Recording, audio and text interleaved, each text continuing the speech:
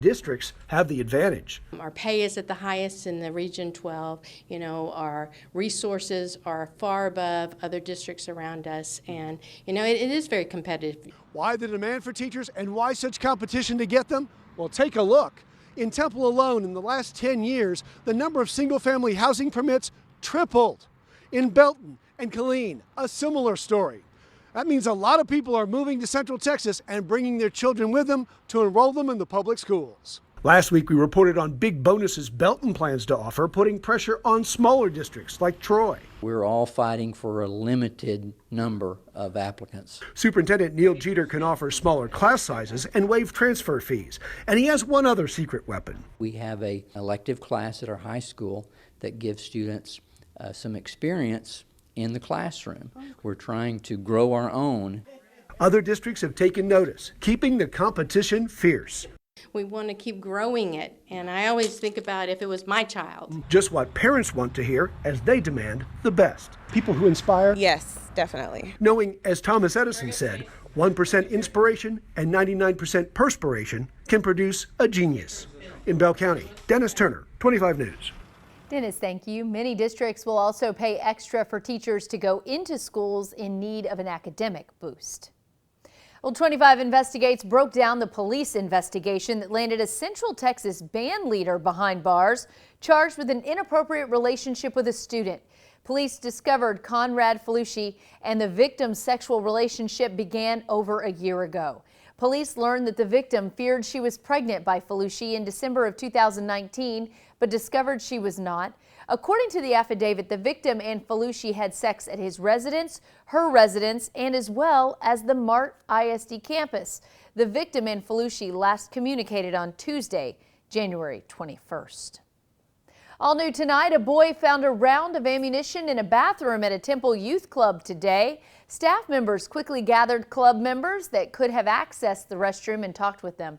Staff also checked the bags of several members in the best interest of the youth at the club. Temple PD and the staff allowed the youth to return to their normal activities within the club. It is time now to get a check of your Thursday night forecast.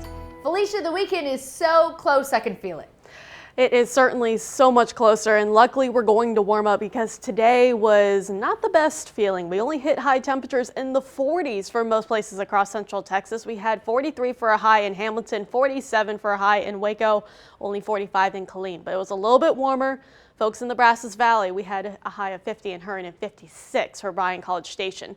Barely have budged. We're still hanging on to the 40s at this moment, 45 in Waco, 49 in Bryan College Station, starting to push into the 30s out in our western counties.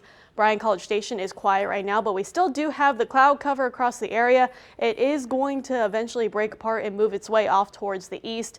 Temperatures will be tumbling into the 30s here very shortly. It should be staying that way into tomorrow morning, but I'll show you what you can expect for your Friday afternoon coming up. Felicia, thank you.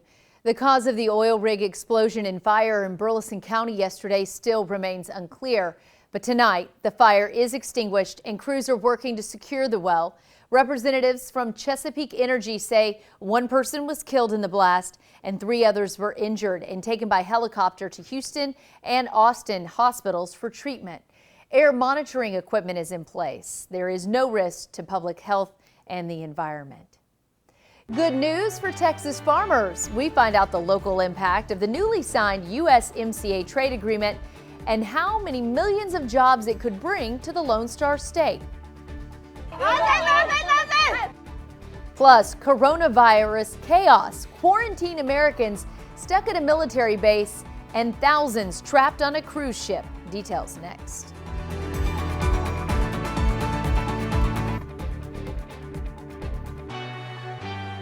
President Trump put the pen to paper on the United States-Mexico-Canada agreement, which could have lasting impact on Texas farmers and ranchers. Senator Ted Cruz says that the deal means 2.2 million new jobs in Texas, generating potentially billions of dollars. It's all about access across bordering markets and putting income into the pockets of farmers and ranchers. There are commodities and livestock grown in Central Texas that will definitely benefit from this new agreement. New opportunities in Canada for dairy, for poultry, for eggs, and even new wheat opportunities in Canada because of this agreement. Well, Senator Ted Cruz said in a statement, as a fierce competitor on the international stage, no state in the union has more invested in trade with our neighbors than Texas.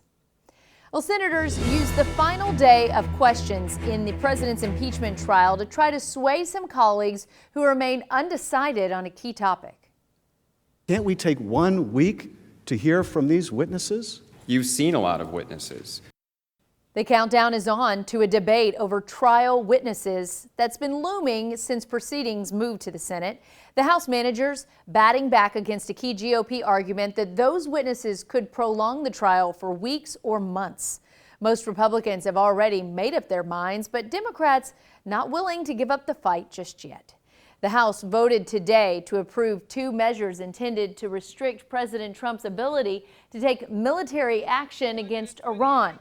One would prohibit funds for military offensive attacks against or in Iran without congressional authorization. The other would repeal the 2002 authorization for the use of military force in Iraq. The U.S. says it's seeking to place Patriot missiles in Iraq to counter Tehran. The announcement comes as the House approved a set of measures curbing President Trump's ability to take action against Iran, as previously mentioned. Iraq wants to reduce, not increase, the U.S. presence. The Iraqi parliament recently voted to have the U.S. withdraw its troops. The Trump administration has responded by threatening to sanction Iraq and pull its foreign military funding if it does so. The streets of Wuhan, China are clearing out. China is reporting its biggest single-day jump in deaths from the Wuhan coronavirus. As officials and researchers scramble to stop its spread, at least 170 people have died and more than 7,700 are sick. The World Health Organization made the decision today to declare a global health emergency. Nearly 200 passengers who landed in California from Wuhan, China on Wednesday could remain in quarantine for 2 weeks if just one of them tests positive for the virus. And in Italy, a coronavirus scare nearly ended a cruise. More than 6,000 passengers and crew were trapped on this cruise ship for more than 12 hours after a woman started showing flu-like symptoms. Now, a short time ago, her test came back negative for coronavirus, but authorities say this cruise ship quarantine shows just how high anxiety is right now around the globe.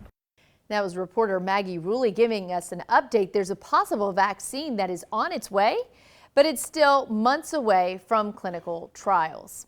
The Chinese government is working hard to control the spread of the Wuhan coronavirus and the spread of rumors about it. Censors have been patrolling social media. In fact, just a day after news of the virus broke, police detained 8 people who posted claims that it was like a new outbreak of SARS. But a judge ruled that the police were out of line. The coronavirus outbreak could be bad news for Apple. The tech giant manufactures many of its iPhones in China. It has suppliers in Wuhan. The company also relies on Chinese consumers. They contribute about 15% of Apple's revenue. The company had struggled with weak demand and trade war supply troubles last year, but it was making up ground before the coronavirus began to spread. A funny Super Bowl prediction from Cincinnati Zoo's most famous resident, who she picks to win it all, and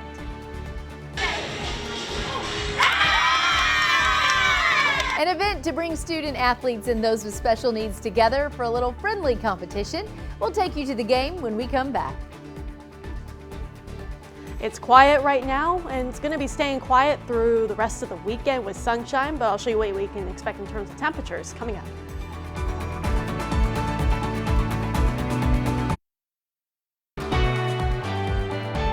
A new report is giving the FDA a failing grade for its response to the vaping epidemic.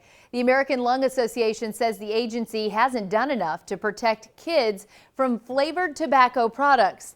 The FDA banned certain flavors recently, but that ban does not include menthol. Reports show as many as 27% of high schoolers admit to using e-cigarettes last year. Millennials might get a bad rap for being broke, but new stats show that's not always the case. A survey revealed that a quarter of millennials have at least $100,000 saved up. A lot of that is in retirement investments. The survey also showed that the average millennial started saving for retirement at age 24 Compare that to age 30 for Gen Xers and 33 for baby boomers. KFC is going to expand testing of its new plant-based fried chicken. The fast food chain sold out of the Beyond Fried Chicken at an Atlanta restaurant in less than 5 hours. The testing starts February 3rd at more than 70 locations. The demand for plant-based and vegan options has been growing as people look to cut down on their meat consumption due to health concerns. And we were having a debate of who's a millennial. We had a debate in this studio. I'm the oldest possibility of a millennial, born in 1981. and I'm towards the end of that, so we're kind of the range.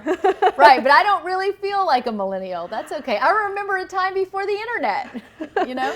Yeah, and I kind of grew up with the internet, but it's Yeah. not like most of my life. I still grew up with like baby blocks and stuff. Yeah. But All right, well, if you want to get outside and let your kids have a traditional playtime, what's the weather going to be like? at least this weekend is looking pretty nice. We do have to talk about some chilly mornings, so don't forget the jackets as you are stepping out the door, because we have temperatures in the 30s. Although it is cloudy right now, that's not going to be the case through most of the weekend. In fact, most of this cloud cover should actually be out of the picture by tomorrow afternoon. We still do have some light showers around, especially out towards Hamilton County, as we turn off the cloud cover and try and see exactly where any heavy downpours are. You can see there's really none around. So we're looking pretty quiet all across the area. In Harker Heights, it was sprinkling just a few hours ago. Quiet right now, but you can see that cloud cover very off into the distance. That's what that haze is. But tonight we're going down into the 30s, 36 in Waco, 36 in Temple, 41 for Bryan College Station, and we're looking at highs in the lower 50s across most area tomorrow. Now, cloud cover again for tonight, going on into tomorrow morning. If any showers happen, it's going to be along I-45, pushing the clock forward more towards noon. Starting to see the breakage of the clouds. We're going to be seeing the sunshine probably around lunchtime tomorrow, but it's going to be more prominent by tomorrow evening. So it looks like Friday night plans are all good to go. You don't need to worry about Mother Nature whatsoever, and including going on into Saturday. We're looking at mostly sunny skies all across central Texas, and temperatures are also going to be on the warmer side, but it's going to be a tad bit chilly for tomorrow in the mid 50s, upper 60s though, so we're quickly warming up on Saturday, and then Sunday we're looking at the mid 70s. So a lot of people are probably going to be out and about having their watch parties for the big game on Sunday. Kickoff is at 5:30 and temperatures are expected to be around 70 degrees at that point. Tonight though, we're going to see maybe a couple of light sprinkles hanging around, mostly cloudy skies. Temperatures will be going into the upper 30s. 10-day forecast is showing we're going to have the lower 30s for your overnight lows. So again, the chilly mornings are sticking around, but the afternoons will be pretty warm, filled with sunshine over the next few days. But then that kind of comes to a halt for Monday, Tuesday, and Wednesday. Our next disturbance will be moving in Tuesday and Wednesday, and that's going to crash our temperatures down from about 70 degrees down to the 40s for Wednesday, but that's very short-lived. It looks like we're going to be back into the 60s by that Friday and into the 70s by the following weekend. Felicia, thank you. The Cincinnati Zoo's most famous resident, Fiona the Hippo, made her pick for the Super Bowl champion, and it did not go as expected. Oh no, Fiona literally vomited on the buoy designated for the Chiefs. We don't know if that means she's a San Francisco 49ers fan, if she really dislikes the Chiefs, or if maybe she just ate breakfast too fast. We will have to wait and see if Fiona is right. Athletes and dancers at Belton High School are showing students with special needs that anyone can be a champion. Tonight, Belton High held its second Camp Champion event, aimed to bring student athletes and those with special needs together for a little sports fun. The last Camp Champion was done with the football and cheer teams, but this time they hit the basketball court